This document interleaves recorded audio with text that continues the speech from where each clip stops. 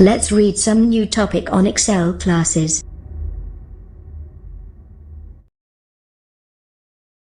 अपनी तकदीर जो अपने हाथों लिखे। Hey guys, hi, this is Abhishek sir, teacher of Excel classes. Welcome to you all on my YouTube channel Excel classes Abhishek sir. तो कैसे हैं आप लोग? उम्मीद करते हैं आप लोग बहुत अच्छे होंगे। जैसा कि हमने कल बताया था कि फिजिक्स का आधा पार्ट कल पढ़ लिए थे और उसका आधा पार्ट जो बाकी था थ्योरेटिकल पार्ट वो आज लेकर के आए। इसको आज हम पूरी तरह से कम्प्लीटली देखेंगे, ठीक है। तो इसमें हम लोग कम्प्लीटली देखेंगे क्या कि जो टॉपिक वहाँ से छूट गया था हम लोग वहाँ पे न्यूटन के सेकंड लॉ पे ले जाकर छोड़ दिए थे। आज न्यूटन का सेकंड लॉ से लेकर के पूरे चैप्टर को एंड करेंगे और कल इसके बाद जो नेक्स्ट वीडियो अपलोड होगा उसमें आपका पूरा एनसीईआरटी क्वेश्चन सॉल्यूशन रहेगा, साथ ही साथ न्यूमेरिकल टाइप क्वेश्चंस भी होंगे। तो फिर से वही बात बता रहा हूँ कि हमारे चैनल को एक्सेल क्लासेज अभिषेक सर को लाइक शेयर एंड सब्सक्राइब जरूर कर ले, साथ साथ बेल आइकन भी दबा दें, ठीक है। चलिए वीडियो को करते हैं स्टार्ट। चलिए जैसा कि हम बताए थे कि आज नेक्स्ट वीडियो अगला पार्ट भी अपलोड होगा, तो ये अगला पार्ट वीडियो है।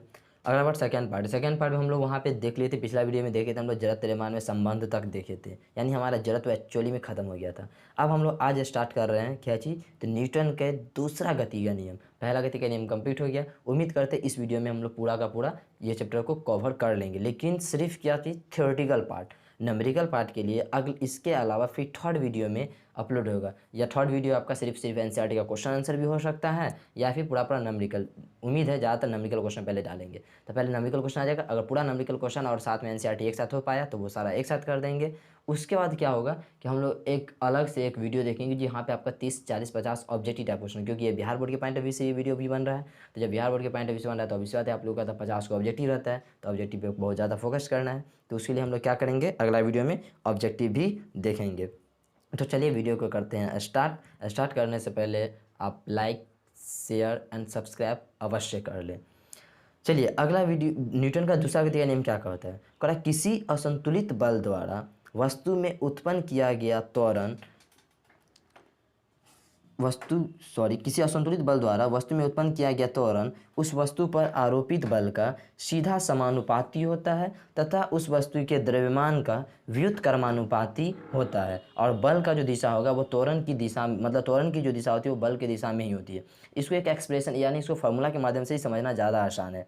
फिर भी यहाँ पे हम लोग ये चीज़ क्लियर कर दिए हैं कि ये क्या होता है कि ये जो होता है ना, ए जो होता है वो डायरेक्टली प्रोपोर्शनल टू होता है एफ का और इन्वर्सली प्रोपोर्शनल होता है ए का, यानी ए सीधा समानुपाती होता है फोर्स का, सॉरी एफ सीधा समानुपाती होता है ए, सही है, ए डायरेक्टली प्रोपोर्शनल टू एफ। और ये तरह से तो ये क्या होगा कि इसको हम लोग देखेंगे इसका एक एक्सप्रेशन के माध्यम से। उसके लिए याद रखिएगा कि न्यूटन का दूसरा गति के नियम से जो है बल का वैल्यू यानी एफ का फॉर्मूला हमको यहाँ पे मिलने वाला है, ठीक है। तो चलिए इसका हम लोग पहले एक्सप्रेशन ही देखते हैं, एक्सप्रेशन से ज़्यादा समझ में आने वाला है, ठीक है। एक्सप्रेशन क्या होगा, तो जैसे न्यूटन का सेकंड जो नियम है वो नियम तो लिखने के लिए याद करने के लिए दे दिए गए हैं, लेकिन इसका एक्सप्रेशन जान लेते हैं।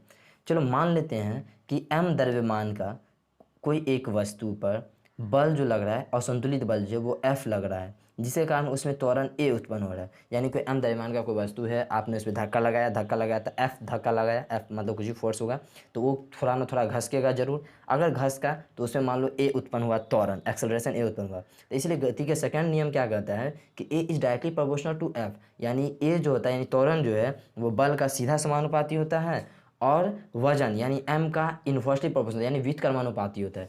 व्युत्क्रमानुपाती कहने का मतलब क्या हो गया, यानी यहाँ पे अगर सोचा ताकत लगा रहे हो, अगर जैसे ही वजन बढ़ेगा तो सिंपल सी बात है कि आप वजन बढ़ने के बाद आपका ताकत ज़्यादा लगाना पड़ेगा। यानी अगर आप पहले खाली साइकिल था तो आप खूब तेज़ी से चला लिए, लेकिन जैसे ही पीछे को एक आदमी को अगर बैठा देंगे तो आपका साइकिल में क्या होगा, ताकत ज़्यादा लगाना पड़ेगा और साइकिल थोड़ा सा स्लो हो जाएगा। तो यानी वजन बढ़ेगा तो स्पीड घटेगी और वजन कमेगा तो स्पीड बढ़ेगा। तो इसीलिए इसको जब एक चीज़ बढ़ता है एक चीज़ घटता है तो उसको व्युत्क्रमानुपाती यानी इन्वर्सली प्रोपोर्शनल कहते हैं।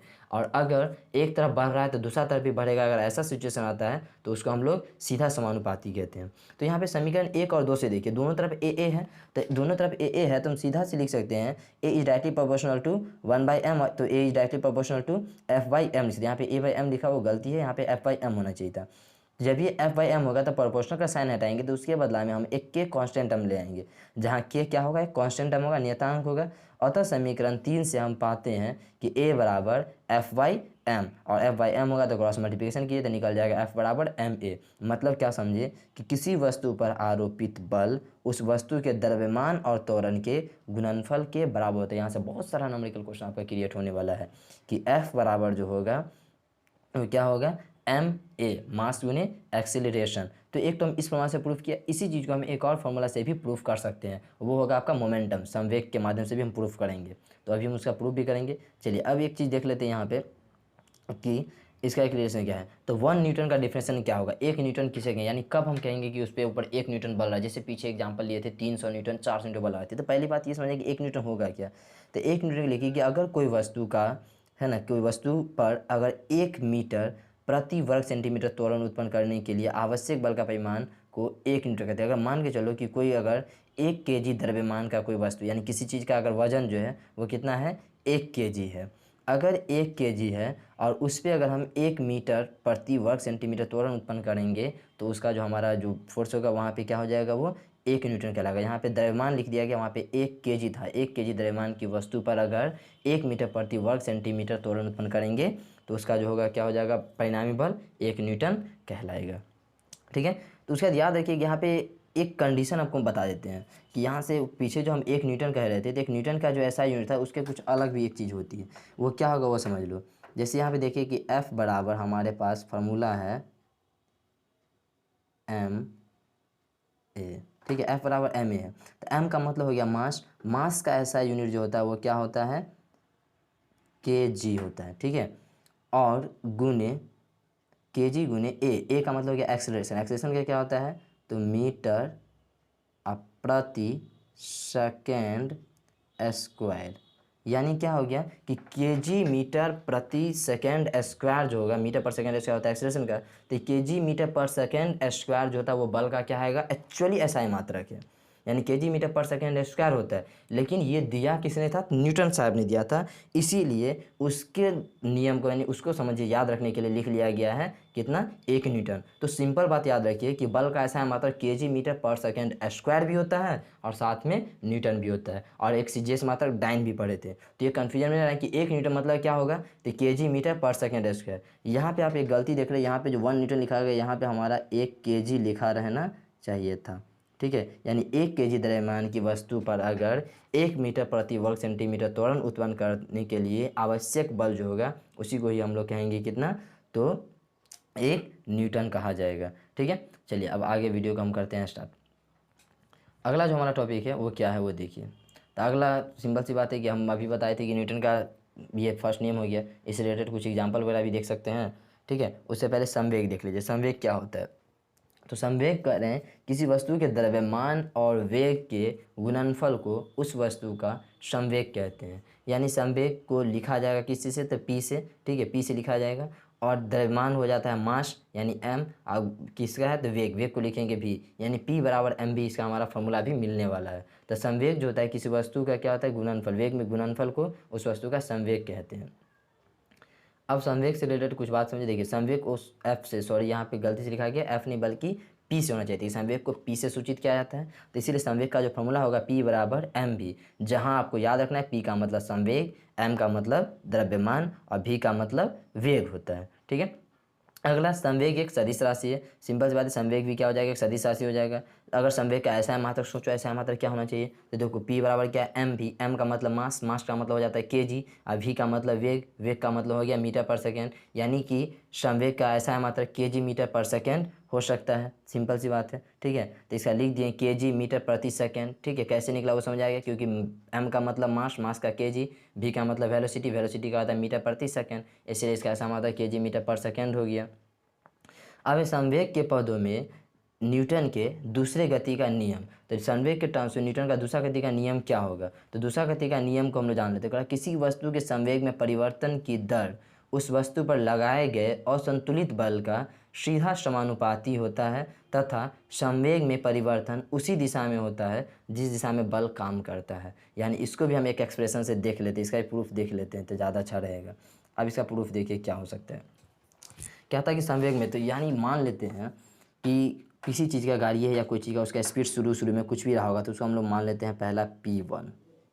ठीक है, अगर p1 है तो p1 है तो इसका स्पीड हम लोग क्या मान लेंगे, कि इसका स्पीड रहा होगा एम यू, ठीक है।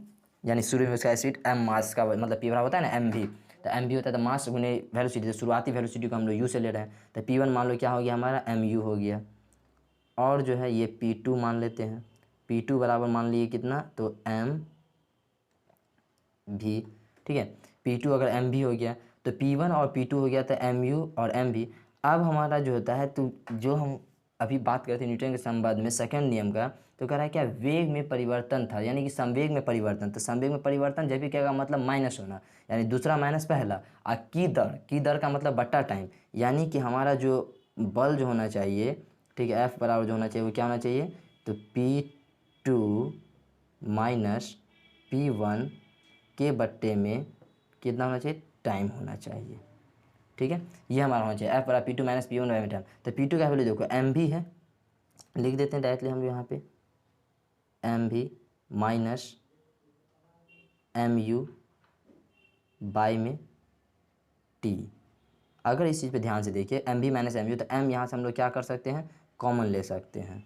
जब ये एम कॉमन लेंगे तो ब्रैकेट में बचेगा कितना, भी माइनस यू अब बाई में टी, ठीक है। तो ध्यान से समझिए कि जब अगर हमारा ये चीज़ फार्मूला निकल रहा है कि एफ बराबर क्या होगा p two minus p one by में टी, यानी एम भी माइनस एम यू बाई में टी, तो क्या हो गया, एम तो मेरा कॉमन था तो एम रह गया। अब भी माइनस यू बाई टी, ये हम फर्स्ट चैप्टर में पढ़े थे, भी minus you by T acceleration का फॉर्मूला होता है, यानी वेग में बड़ी परिवर्तन की दर को क्या कहते हैं, त्वरण। तो भी माइनस यू बाई टी क्या हो गया, त्वरण का फॉर्मूला हो गया, तो इसीलिए इसका वैल्यू क्या हो गया, ए। तो यानी यहाँ से भी हम लोग क्या देख लिए कि f का एक नया फॉर्मूला क्रिएट हो सकता है यहाँ से भी, f बराबर m में। तो f का क्या हो गया, दो गो प्रूफ हो गया, एक तो आप डायरेक्टली जो रियल था और एक संवेग के माध्यम से भी हम लोग प्रूफ कर सकते हैं। यही हमारा कहलाता है क्या चीज़, वेग का फॉर्मूला। तो ये आपका जो है एक्सप्लेनेशन भी है, तो इसको भी आप आसानी से लिख सकते हैं कि p बराबर क्या होगा, p1 बराबर मान लो mu की शुरुआती स्पीड उसका u रहा होगा और उसका लास्ट स्पीड v रहा होगा। तो f का फॉर्मूला ही लिखे संवेग परिवर्तन में कि वेग संवेग परिवर्तन की दर, तो दर मतलब बट्टा में टाइम, तो P2 minus p one by में टी, और P2 का वैल्यू था एम भी और P1 का वैल्यू था एम यू, और बट्टे में टी रहेगा, तो एम दोनों जैसे कॉमन ले लीजिए, तो बचा के अंदर में भी माइनस यू बाई में टी। इस तरह से एम का वैल्यू एम और भी माइनस यू बाई टी जो है वो एक्सेलरेशन का फॉर्मूला होता है, जो कि ए कहलाता है, तो इसीलिए एफ बराबर एम ए। इस तरह से हम लोग क्या देखें कि संवेग के परिवर्तन के द्वारा भी हम लोग प्रूफ कर सकते हैं। चलिए अब हम लोग देखते हैं अगला टॉपिक।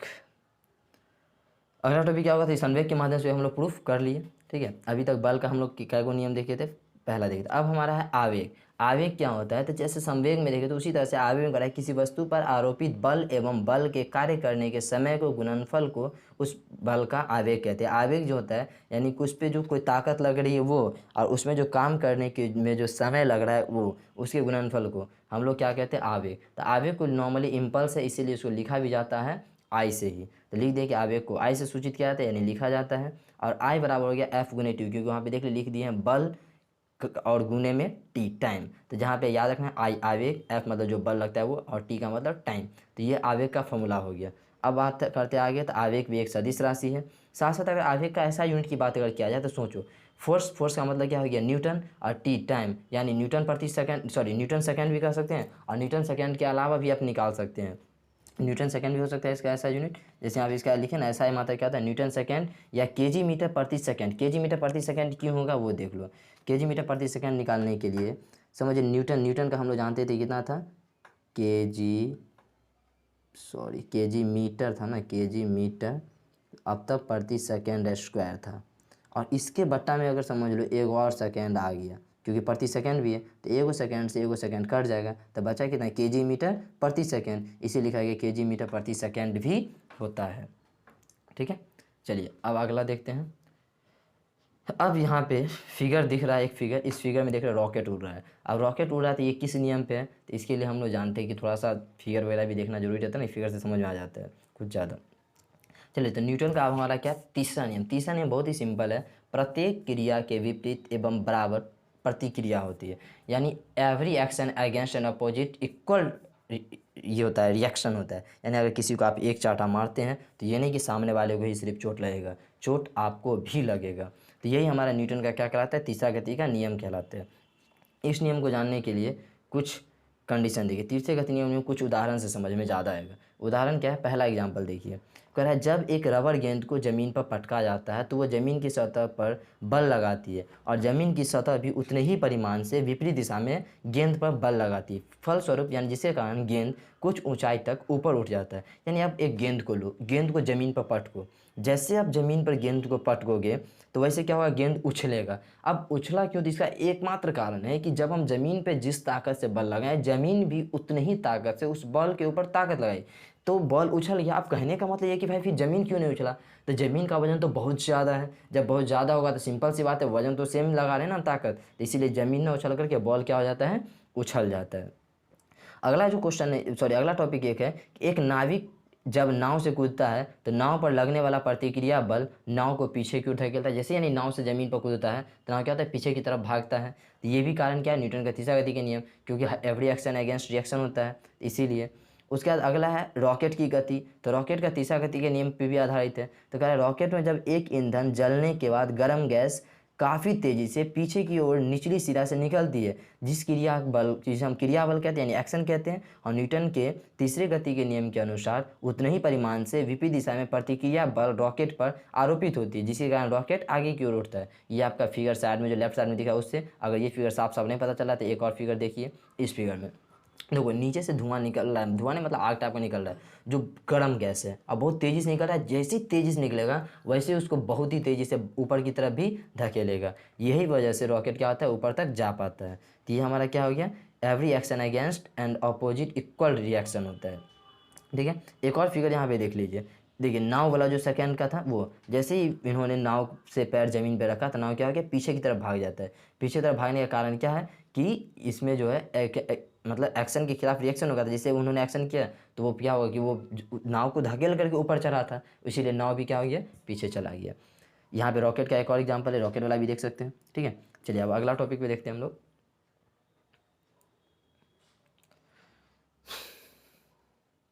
अगला है संवेग संरक्षण का सिद्धांत। इनफैक्ट ये लास्ट टॉपिक हमारा होगा।